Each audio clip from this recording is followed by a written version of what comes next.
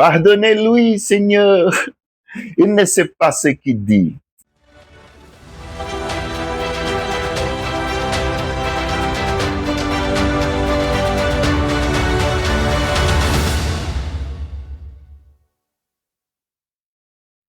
Bom dia!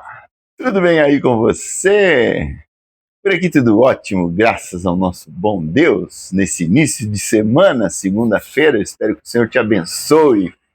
Se você é novo aqui no pedaço, já vou pedir para você se inscrever no nosso canal, ativar o sininho, deixar o seu like, compartilhar essa mensagem, deixar um comentário.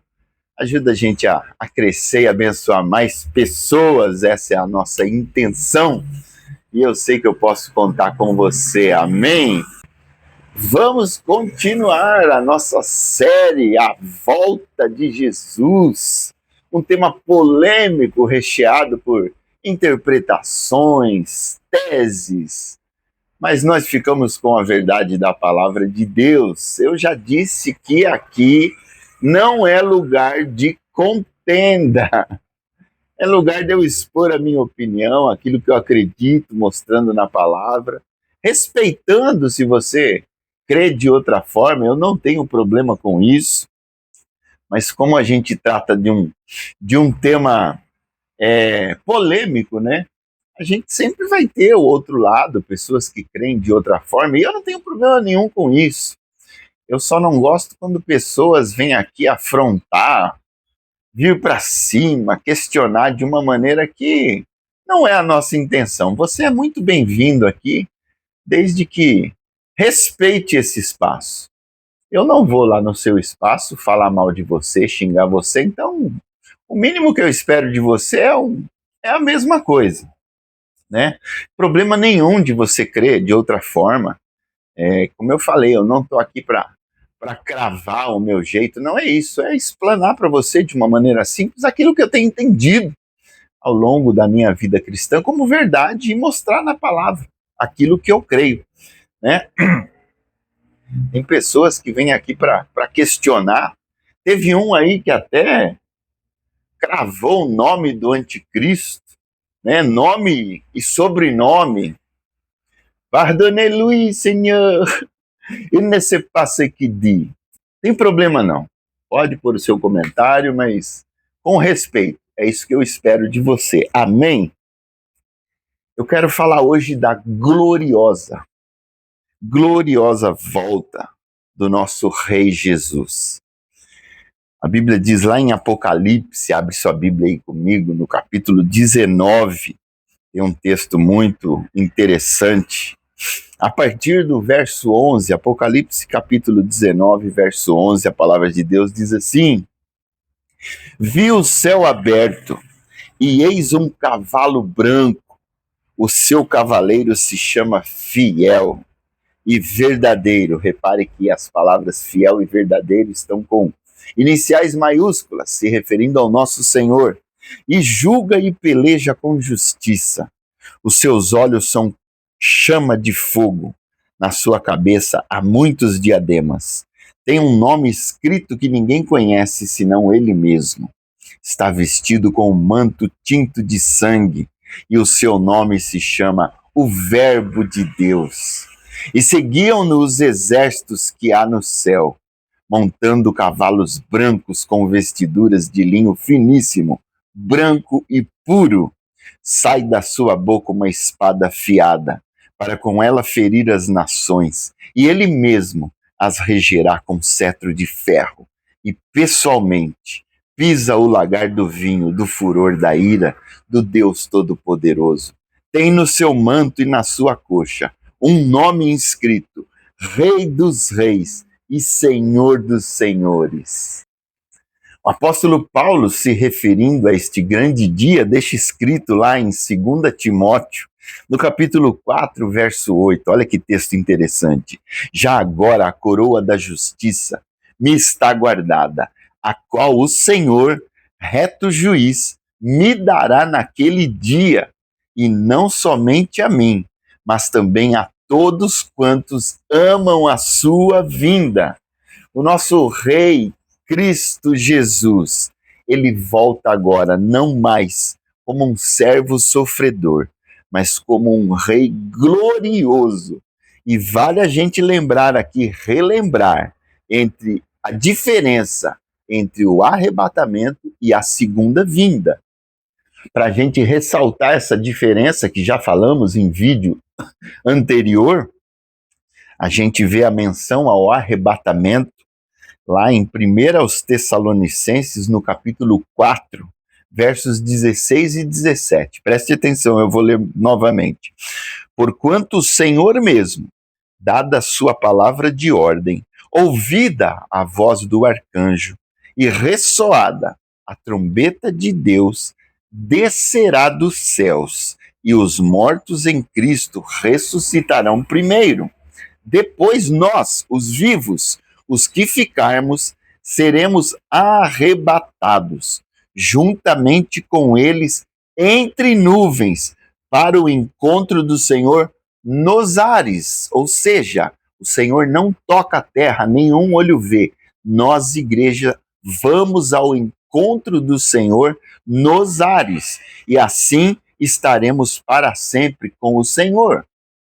Já na segunda vinda, a gente tem um outro texto que a gente encontra lá no Evangelho de Lucas. Ele está falando do mesmo momento que Apocalipse se refere no capítulo 19. Depois você lê o capítulo inteiro lá. A gente começou essa reflexão lendo um trecho, mas você pode ler o capítulo inteiro, que está mencionando essa segunda vinda de Jesus. Perceba a diferença.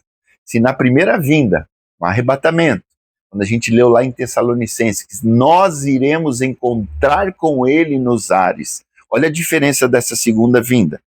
Lucas 21, verso 25. Haverá sinais no sol, na lua e nas estrelas. Sobre a terra, angústia entre as nações em perplexidade, por causa do bramido do mar e das ondas. Haverá homens que desmaiarão de terror e pela expectativa das coisas que sobrevirão ao mundo, pois os poderes dos céus serão abalados. Ora, isso aqui está referindo ao tempo da tribulação, que a gente já falou no vídeo anterior, sobre aquele tempo ruim que a terra vai passar. E aí olha o que vai acontecer no verso 27.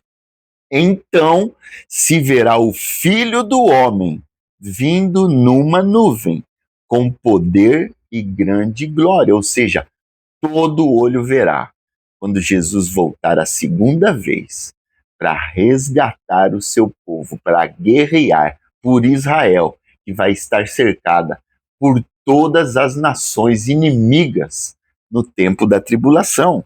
E aí ele termina no verso 28 dizendo: ora, ao começarem estas coisas a suceder, exultai e erguei a vossa cabeça, porque a vossa redenção se aproxima. Ora, com quem ele está falando aqui? Com os santos da tribulação. Haverá conversão na tribulação e com o povo de Israel. Mateus capítulo 24 também nos dá sinais e características dessa segunda vinda. Olha o que diz lá em Mateus capítulo 24, versos 29 a 31. Logo em seguida à tribulação daqueles dias, o sol escurecerá, a lua não dará sua claridade, as estrelas cairão do firmamento e os poderes do céu serão abalados. Olha que poder isso! Então aparecerá no céu o sinal do Filho do Homem. Todos os povos da terra se lamentarão e verão o Filho do Homem vindo sobre as nuvens do céu, com poder e muita glória. E ele enviará os seus anjos com grande clangor de trombeta, os quais reunirão os seus escolhidos dos quatro ventos de uma a outra extremidade. Esse aqui vai ser o momento em que principalmente o judeu vai olhar o Messias que já veio anteriormente e vai olhar e vai se lamentar de reconhecer que ele era o Filho de Deus, mas ele vem para livrar os seus. O profeta Zacarias também falando daquele dia em que Jesus virá com a sua igreja, Zacarias, capítulo 14, no verso 5, diz assim a palavra do Senhor: Fugireis pelo vale dos meus montes, porque o vale dos montes chegará até Azal. Sim, fugireis como fugistes do terremoto, nos dias de Uzias, rei de Judá. Olha só o que diz agora. Então virá o Senhor, meu Deus, e todos os santos com ele. Ora, como é que estarão com ele todos os santos, a igreja, se a igreja não subiu com ele no arrebatamento? Pensa nisso. A igreja já está com Jesus. O noivo está completo. O noivo e a noiva vêm em poder e glória para libertar Israel e os santos da tribulação, do seu martírio. Então é interessante da gente ver essas coisas. Nesse momento, o que acontece? Acontece o que a Bíblia chama de a guerra do Armagedon, quando Satanás é preso por 1000 anos, e então dá-se início nesta terra o reino milenar de Jesus com os seus santos a partir de Jerusalém. Então, sempre que as pessoas falam assim, eu vou morar no céu, sim, vamos, mas antes tem 1000 anos de reinado em glória nesta terra.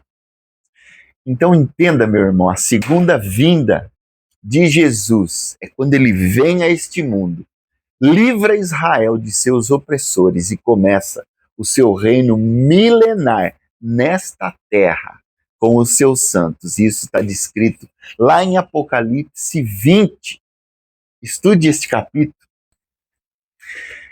Então, este é o panorama, de uma forma muito superficial, da volta de Jesus, desde arrebatamento, tribulação, segunda vinda, reino milenar de Cristo.